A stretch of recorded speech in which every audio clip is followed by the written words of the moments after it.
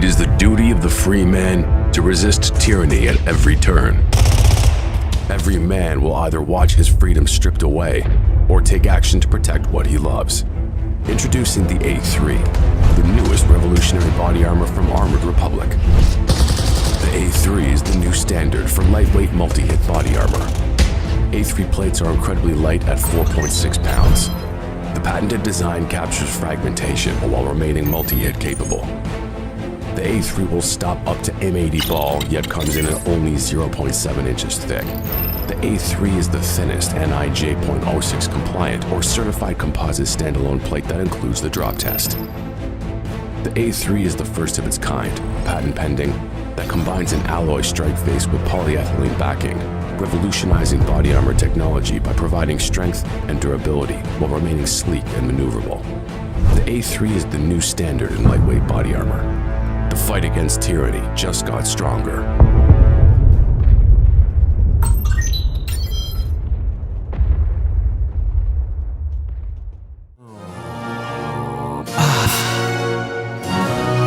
Everybody's post-meal right now. I just want everybody to know that. Handel's Messiah.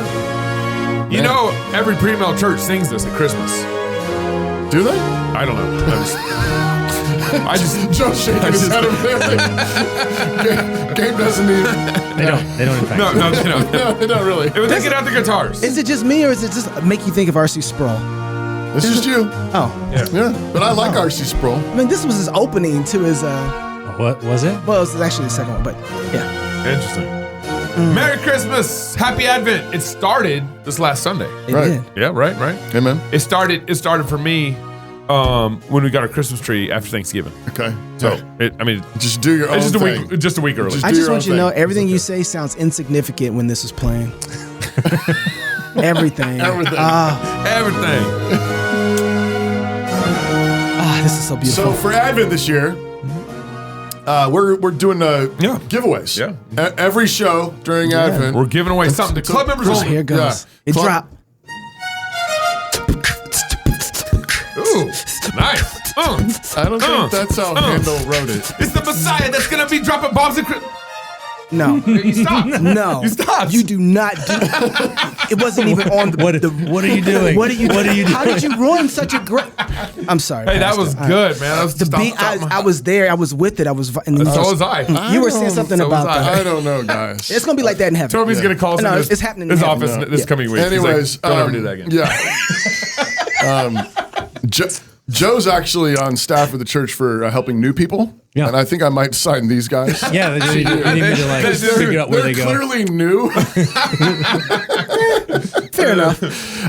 No, all during Advent, we're giving away gifts every show for all club members. And if you want to join the pub, you can get in on the join drawings. into the drawing. As soon as you join, your name gets thrown in. We're going to get a new list every day. Yeah. And we'll do a drawing. So, Gabe, do it. And I'm giving my office this is our away the last orange brand new orange beanie? cross politic beanie. Oh, my goodness. It's my favorite. It fits well. It's great. I mean, obviously it's a great color because You it's haven't been Protestant wearing orange. it, right? Protestant orange. And then our last edition of the magazine, which is on business, and our current edition Based business. is based business, and it's fantastic. I mean, so many good articles. Bonson, Reese. That one right over there in the corner, right? That's right. That's right. That's the okay. one. And actually, our Christmas magazine edition is going to be going to the printer this week, so probably to your door sometime, hopefully next for week. this show, we're giving away the orange beanie and the Fight Laugh Feast magazine. That's right. And I've randomly drawn already, literally randomly drawn club member.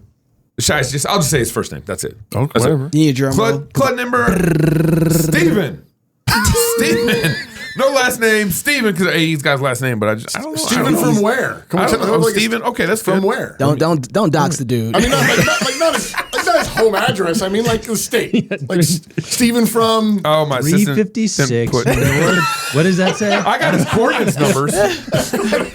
I got his GPS coordinates numbers. Steven, you won. Yes, we're reaching out to you. it's I'll like- be emailing you this week I feel like to get your address. Is that his last name right there? Yeah, that is the last name. Okay. So, I feel like we should say something more identifying. Because yeah, it's like at least a state. like you don't have anything I just have his GPS coordinate numbers on here. from the Where universe. I have his coordinate numbers where he purchased the Hey, Steven. the club membership. Steven from 5562534B. Stephen B. Thank Steven you. B. All right, Stephen B. There we go, Stephen B. That's good. All right. Thank you, Joe. All right. Well, I don't know. That's why I'm here. I still feel like that's a little slightly anticlimactic. Also, but during the month of Christmas, we love getting Christmas cards. Yeah. Because this is the month of Christmas. This is the month Did of we Christmas. get It is one? all Christmas. We got a Christmas card. I'm not going to read it because it's really nice and sweet and everything. So you're not going to read it. From Susie Q. No, it's from a family. But they do have a specific message for you. Oh, there you go. that's nice. Question. Pastor. First thing everybody doing to get a card, you know what they do, don't they? What? They look and see if there's any checks in there. It's the first thing everybody does. I didn't look. Yeah. I looked to see what the content was. Okay. In there. Yeah, Look at just that. They're not on Facebook anymore, but they want to be friends with us still. I care about the Look at content God. of their Christmas card, not the. Okay. Never mind. Tactics conference is coming up. the Not color about of the the color card. of the card. It's the card. Did you just do that? Yes, I did. Yes, I did. Like I said. Knox missed that. I thought he was going to catch it. No, so quick, too. I just didn't want to give them any credence at all, credit for that. But thank you, Joe. Tactics conference is coming up. Learn how to build Christ's kingdom from those who are doing it. Join C.R. Wiley, the campus preacher Keith Darrell, Gabe Wrench, Chocolate Knox, and yours truly for 2 days of boots on the ground training on how to take your community for Christ. Great talks, great food, great people. Come see us in Lafayette, Louisiana. That's only about 2.5 hours east of Houston, Texas. It's going to be warm. On January 19th and 20th. And take note, seating is limited. Families are welcome. Come experience some Cajun hospitality while we labor together to build the new Christendom. Beer and Psalms, panel discussions, Cajun dancing. I got to I got to know what that Cajun is. dancing Yeah. is? I don't even know what Cajun dancing I is. have a picture in my head, but I'm not sure it's right. And more. Go to tacticscon.com. Tacticscon.com to buy your tickets today and use the coupon code FLF Pub to get $20 off your ticket price. That's FLF Pub for $20 off. That's tacticscon.com. We'll see you in South Louisiana this January. All our club members should know that we actually are producing unique content besides our shows, besides some other club member content. Yeah. We've already released a couple shows with This America. We still have another one that we need to drop and more recording coming soon. And we, for the longest time, me and Knox have wanted to do some of these projects. For us, obviously, it's time and money, and us being able to get away from the microphone and everything. So, as club members sign up, they're able to support us. We can do more and more. We got a great new series coming out, or a new show coming out called Soul Craft with Food. Soul crafting with food, yeah. Soul crafting with food. You went with the ing. Okay. Soul crafting. All right. Soul crafting with food. Actually, I want you soul food? soul crafting Well, with food. all food is soul food. Oh, there When you you're go. a Christian, you know what I'm saying. So check out the trailer. He dies as he's sharing a meal with his disciples. He's washing their feet. He's reminding them, like, don't forget this moment. Do this every time you get together. Like, this meal is central to who you are. This is your identity. So my theology of food is that food brings you to the table, and the table is a picture of the gospel.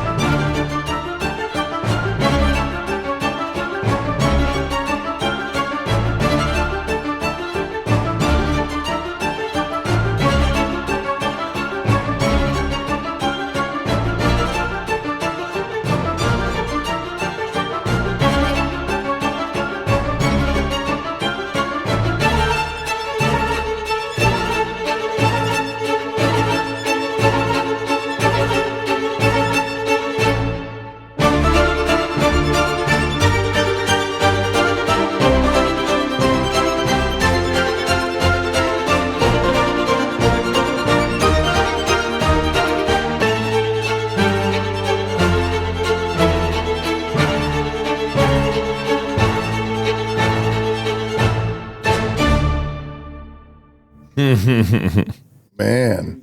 Knox, cut that. Just was thinking, like, all the podcast listeners. Yeah, they're just like, what is going on? What is going on? Well, A lot of good food. yeah, if they have the app, they can go watch what's going on, Yeah, right? So yeah. that's a great way for them to get the Get app. the app, join the pub. Hopefully, in the next week or two, I should have the first episode of Soul Crafting done, and that's what I'm hoping for. So That's a I just had to great cut cut, that man. real quick. That 'cause it makes was me hungry. So good. I'm hungry too. So much great We're content. so grateful to have Dr. Joe Rigney with us in the studio today. Again. He serves as a fellow of theology at New St. Andrews College, new member chaplain at Christ Church. Like I was mentioning before, he's pastor of the new people. The new I people. think I'm going to send him a few. The easiest demographic at our church to minister to. Well, have you met us?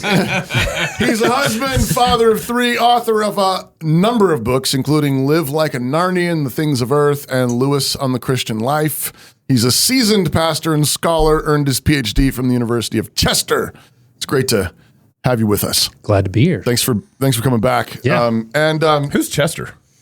Chester is a town in England. University of Chester, like Manchester. I was hoping it was a person. No, Chester's So- Manchester. Joe, several years ago, you went on Man Rampant with our mutual friend that we associate with. The one that Not to be named. Not to be named. Not to be named. Doug Wilson. And you started a firestorm talking about empathy. I did. So why are you so cold-hearted? And why do you think Callous. The word's callous. Callous. Why do you think your discussion on empathy started such a firestorm? Because we were over the target. Yeah. What target? The target is, so I would say this, when we did it, it was the first episode of Man Rampant. It was like the first, like, hey, Canon was like, hey, we're going to try this. Yeah. Try it out. Would you be the pilot? And I was like, sure, I'll give it a shot. Let's sacrificial talk lamb. about sin of empathy. It's something Doug and I had talked about over the years, Yeah. and had a mutual appreciation for Edwin Friedman, which is somewhere that came from. And the thought was, let's just see how it goes. And not realizing that like it really was much more over the target than I thought. Yeah. And then it set off this thing. It's like I started warning. It was like I started warning people about like flammable hats, and then everybody lit their hair on fire. It was like, thanks for proving my point, I guess. Yeah. So I think the reason it landed is because we live in an age that's overrun by passions. Okay. I remember watching that episode and I literally got bored of it. I'm sorry. I don't mean to be As one rude does. or anything. Yeah, I mean, it was. Are you done? Somebody turn his mic off. That was ridiculous. But it was like you guys were just talking about the difference between sympathy and empathy. Yeah. And especially you guys focused on the negative aspect of empathy. It's not Right. like all empathy is bad or whatever, Right. right? Yep. And I just remember it's good content. What you guys were saying Yeah. was good, but I was like, This isn't a big deal. yeah, this ain't gonna do anything. That's because you're cold-hearted. Yeah. That's right. Yeah, that's right. I was just validating all of your tendencies. My wife's listening and was like, yeah. Just because I can't resist not making Gabe bored again, can we talk a little bit about that? Yeah. Like, so Let's what is shift. the difference? What's wrong with Gabe? Yeah. Oh, we don't have that much time. And again, the new pastor, the new chaplain. Right. Already seeing it. So the basic difference that we were using in that and that we've continued is someone's drowning in the quicksand and you want to help them. So do you help them by jumping in with both feet? That's what empathy demands, wants, and does, is jump in with both feet. Or do you keep one foot planted on the shore, reach in, really get down there with them, but you're sort of tethered to something. You've got your hand on a big branch so that you can actually help. That was sort of the deal. And you're right, empathy in and of itself is fine. I've learned a bunch of stuff through the controversy. It's been fun at one level. Like I've grown and seen like, oh yeah, there's more to it than even I knew at the beginning. But the issue is empathy's good in and of itself, but it has to be tethered. It has to be governed. It has to be subordinated to something else. And we live in an age when that's unacceptable. It's not okay to subordinate your feelings, your emotions to something else. And instead, it's to demand that others join you to validate, to jump in. Why is there such a visceral demand that it cannot be tethered, there cannot be a standard? Well, so I think the people they're going to say, well, of course we believe in a standard, but it's sort of like in theory, but not in practice. Yeah. So the issue is always on paper. Like this is what's been so puzzling to me is on paper, everybody agrees, right? Like the most visceral critics, nobody's just going to own. We want untethered empathy. We want empathy. They want other terms. They want Untethered empathy would ultimately be like mass suicides. right. Like I feel like killing myself. Well, then You should. Everybody should. Everybody should. Everybody should. Right. And so nobody. It's like a envy, including the person who's being empathetic. Right. Yeah. That's what I mean. Yeah. It's like with envy, where like nobody cops to envy. They just, they talk about how things aren't fair. Right. Yeah. It's unjust. Like, so like it masquerades. Equity, Yeah, exactly. Envy masquerades behind virtues. This dynamic, whatever this thing is in human beings that says, I'm going to be miserable. I'm a victim, and you need to validate my victimhood, and I'm not responsible for anything that I do. Whatever that thing is, the sloughing of responsibility because bad things have happened to me, is old as dirt. It's endemic to humanity, and it needs to hide. And so compassion is the virtue behind which it hides. The demand for compassion on the part of the sufferer, and then for those who are empathetic, that's the thing that they offer. And it's seen as a more loving response to suffering. It's because it's not merely sympathy or merely pity or merely compassion. It's something greater. And the other thing is, and the whole thing is, it was the definitions. Like it's a newer term. Like it's like 100 years old. It's not even like an old word. Right. And so like the definition's up for grabs. So I'd say, hey, here's how I'm defining empathy. And everybody goes, well, that's not the real definition. I'm like, okay, what is? And then you get like 85 different responses. Right. And you're like, well, I don't think any of us know what we're talking about. So I'm just going to say exactly what I mean. Yeah. And the hard part is the number of times where somebody said, this is what it is. And I'm like, amen. And then they're like, yeah, but you're still bad. Because when it comes into practice, it doesn't allow for what's on paper doesn't show up in practice. Is this the same thing that's happened with the word justice? Yeah. Right? Yeah. So people bring you in and say, yes, we all want justice. And then they start redefining what that actually is. Right. Is there is the root of empathy actually envy, or is there like a Venn diagram of overlap where you have people who feel bad, hurt for real or perceived hurts, things, and envy the perceived peace and placidity of those around them? And what envy frequently does is it not only wants what other people have, but if you can't have it, doesn't want anyone else to have it. Right. So I'm not happy. Yep. You appear to be happy. Yep. Right. And so in order for me to feel vindicated, justified, you have got to come down into this mud with me. Right. There's something to that. So, I always say when people can get distracted by the empathy term and everybody's sin of empathy. And at one level, it shouldn't be distracting because we can talk about the sin of anger while acknowledging that anger can be virtuous. Right. Right. So it's like we do this with all sorts of other passions. The sin of fear. And it's like, was there a godly fear? Yes. Right. So all of it, we can make the adjustment. Empathy is just one of these things that people go, it can't be tainted. And it's like, well, according to C.S. Lewis, the greater the virtue of something, the more corrupt it becomes when it goes wrong. Right. Right. It's because compassion is such a wonderful, beautiful, godly Christian virtue that when it goes wrong, it goes real wrong. So instead of getting distracted by the term, people just need to go read The Great Divorce. Because I don't want homework, Joe. I know you're used to that teaching and all. But it's fun. We aren't your classroom. Because Great Divorce gives you a number of instances of precisely what you were just talking about, which is the anger of the damned spirits at the joy of the righteous. They get put out by the joy and the happiness. And the demand is join us in the misery. Right. Yeah. And they want to blackmail and hold heaven hostage by their misery. Yep. And it's like Lewis is there, he's drawn a caricature, like he's running it out to the extremes. But you can see that in all sorts of in the home, in the church, out in the wider world, in the culture. This is the demand. And then the other thing that I think part of the reason why it set people off so much, and this is, so I want to give a hat tip to the critics in the sense of there really are horrific things that happen and people get really sinned against and people feel sorrow and compassion and want to join people in their suffering for, when people have been abused or whatever. And so they're like, you're saying we shouldn't do that. And I'm saying, I'm absolutely not saying that. I'm saying if you're going to do that, you have to reserve the right not to blaspheme.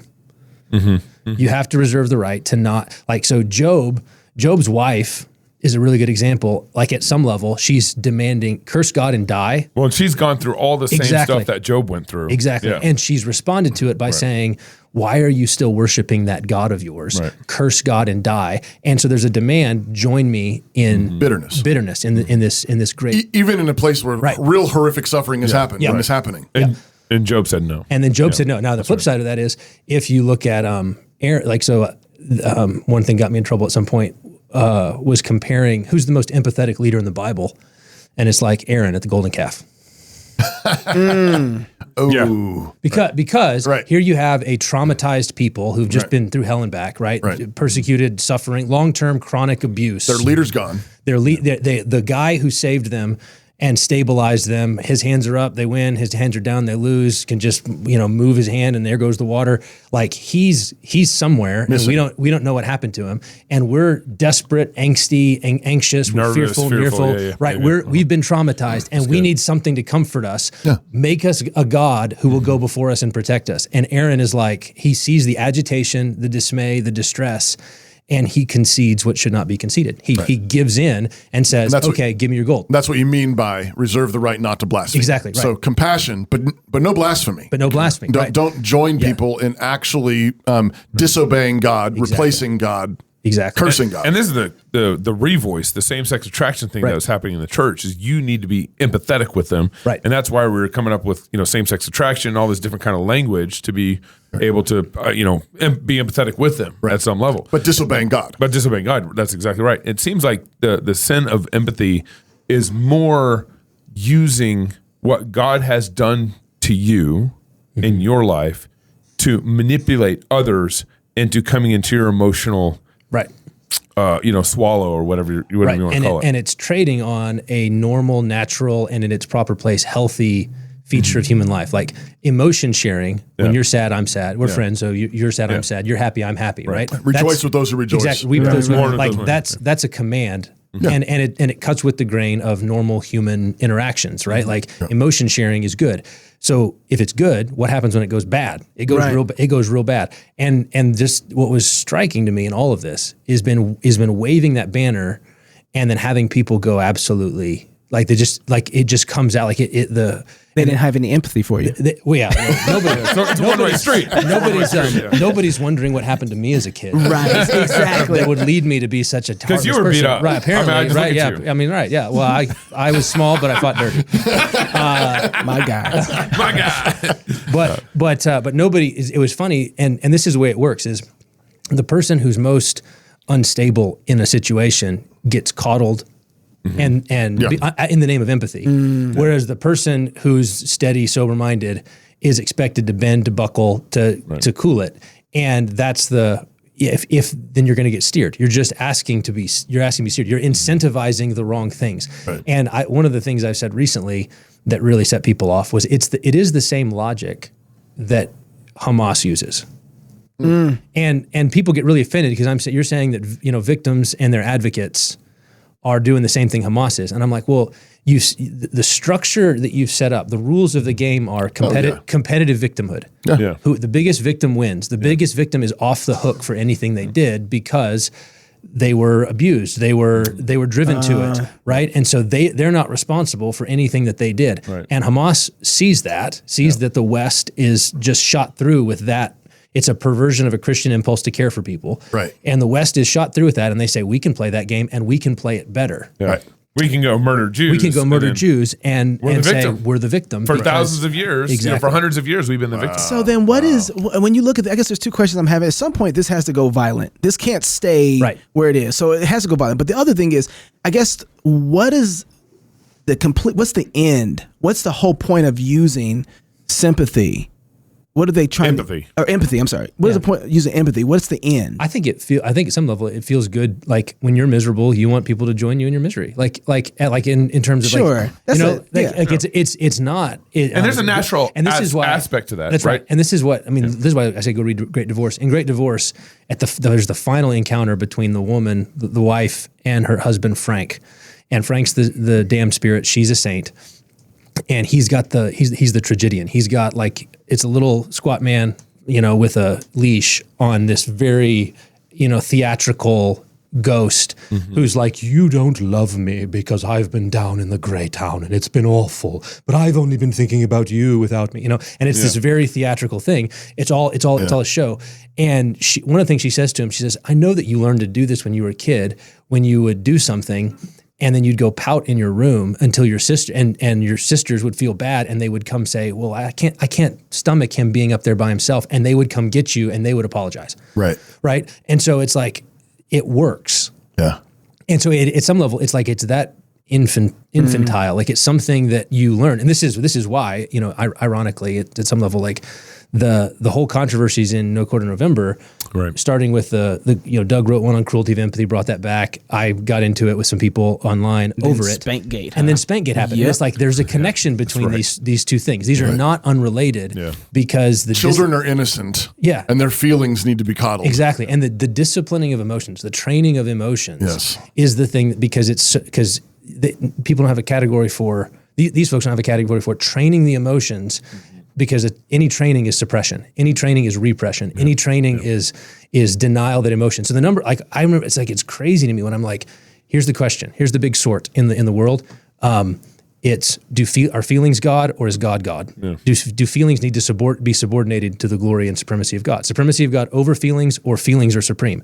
And the response from a number of people is like, so you're saying feelings don't matter? And I'm like, I don't even know how you guys see. Okay, yeah, that's I'm like, no, I'm saying feelings matter so much. Yeah. They're so important. I mean, I'm a Christian hedonist. Like I've been like, it's funny to me in all of this that the way that people have accused a guy who like studied under John Piper for decades. But you defected of being like, but I didn't defect from that. Like I brought that with me. Like that came with. Amen. Amen. Is here's like why do even people talk about affections anymore? And it's like single-handedly John Piper. Right. Like he's the one who like said, hey, Edwards is onto something. Let's bring this baby back. And so John has talked about affections, and I'm like, yes, affections matter. But that's why they have to be governed by something more than themselves, by the glory of God, by the goodness, by truth. Yeah, I think, Knox, you just said a minute ago, this has got to turn violent at some point. Yeah. And I think I want to hear what you think about this. But I told you this in the hallway the other day. But I'm reading Rosario's. We got 3 minutes for Joe. All right, just stop it. He's got to go to class. And you just took. This guy's got to teach. We'll be fine. I'm reading Rosario's book right now, 5 Lies. Yeah. Anti-Christian Age. I told you this. She's got a section on your stuff on empathy. Right. It's really, really solid. And she ties it in particular, and I don't know how much of this is you and how much of this is her, but she points out the fact that in an age where she sees the sin of empathy, the way you've outlined it, as an explicit substitute for the sympathy of Christ, the high priest. Right. So Christ in his office of priest, both as sacrifice and then as priest, the one who fully sympathizes with us in our weakness and yet without sin, holy, perfect, righteous, who's then taken that blood into the most holy place and pleads for us. She says, in an age that rejects that, then there is this visceral demand for that sympathy from a high priest. And so we're, and I'm filling in some of the gaps here, but that's the structure that she pictures. And I can't help but think of René Girard. Yeah. Where there's this, he picks up on a similar theme in terms of this electricity of guilt and envy that builds in people and in communities, societies that ultimately needs a sacrificial victim. It's got to go somewhere. It's got to go somewhere. And Girard, studying world history and cultures, said Jesus is the final scapegoat. And I think there's an intersection there where you're right. It has to go violent. This visceral demand that you feel my pain is mixed in with shame for things that have been done to you, guilt for things that you've done, real pain for horrific things done, all that stuff. And it's got to go somewhere. And the gospel comes in and says, Jesus is the answer. The cross is the answer. His blood is the answer. He has borne our griefs. He's experienced our sorrows. Isaiah 53 and so forth. Connect some of those dots. No, that's absolutely right. And I do think the thing that the empathy thing opened up for me was how important the passions are. It's a biblical category, and how passions are convertible.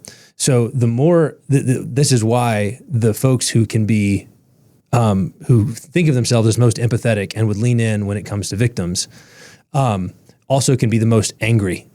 And the vitriol can come out because the passions is the thing that's in the driver's seat, and it's the thing that's leading. And so then to your point, it's if if you don't show compassion or empathy to those that we deem worthy of it, then we must end you. Yeah. Right. Yeah. Right. Like, so the rage that comes out, because empathy is it's myopic. It's why, and this is the third rail of it, is empathy as a sort of a natural good, a natural feature, is something that women excel in, and for good reason. Like my friend Abigail Dodds has talked in an article before about how mothers have a lot of empathy precisely because their babies can't communicate, and so they've got to learn to intuit what the need is without speech. And so there's a deep empathy, and it's like, so it's a good thing when it's governed, but when it's put in charge, watch out. Right. So like this is it's the mama bear thing. Right. It's what C.R. Wiley called toxic matriarchy. Exactly. And it's the mama bear toxic matriarchy. And what do we live in? Like, what do we live in? We live in a society that's governed that way. That's exactly right. Because and you have men then who, like Aaron, well, I'm not going to get in the way of that. Right. Like, I'm not going to, and I think that's one of the things in this that I've tried to do is I understand the real evils that people are responding to, and think that you can't lose your head. You have to stay sober-minded. You have to stay tethered to Jesus. You have to be grounded, because that's where it ends. Like, it demands blood. It has to go somewhere. The other thing in terms of Rosaria is the thing that the empathy people don't realize when I talk about everybody's responsible for themselves, including their emotions and their reactions. And they say, well, victims aren't because they've been groomed and abused and everything else. Like, I get that there's mitigation of responsibility based on people have sinned. I understand why someone would react that way. But the thing that they're robbing them of is, in robbing them of responsibility, they're robbing them of the opportunity to be made right with God. Right. You can have your sins forgiven. Right. Whatever evil was done to you, I'm not. Right. Whatever happened to you, you're not responsible for that. Right. Whatever evil was done to you, you're responsible for the evil that you do. Right. That's right. That's what I call the dignity of guilt. Yeah, you don't have to exactly right. God dignifies us by giving us responsibility for our actions, for our responses. And does that in a glorious way, dignifying us as real moral agents, which initially means, you're guilty. Yes. But that then is a setup for receiving the grace and the forgiveness of God. And this is why some people have lamented that I became the sin of empathy guy.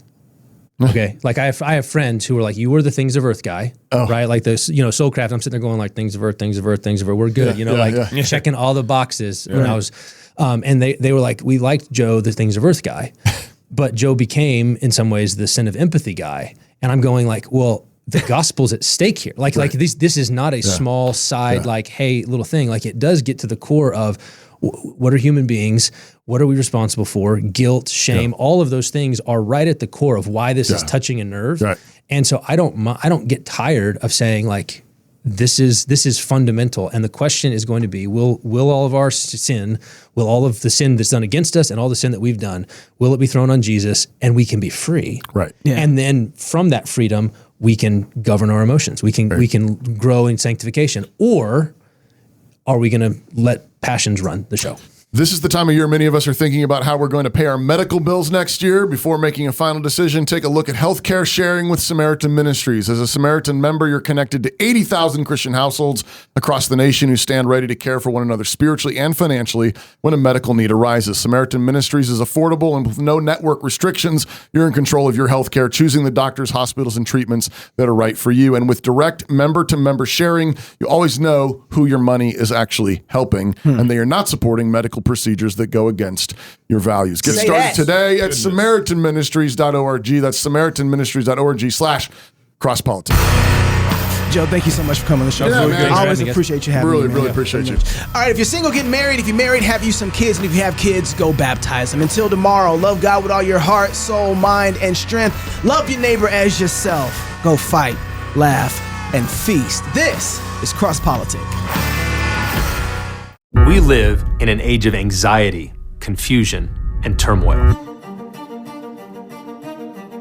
We have a sense that we're sitting on a powder keg, one small match, and kaboom. Leaders feel bombarded by interest groups and agitators, and when institutions fall prey to the spirit of appeasement, paralysis, and excuse-making, the most mature and motivated members begin to quietly drift away.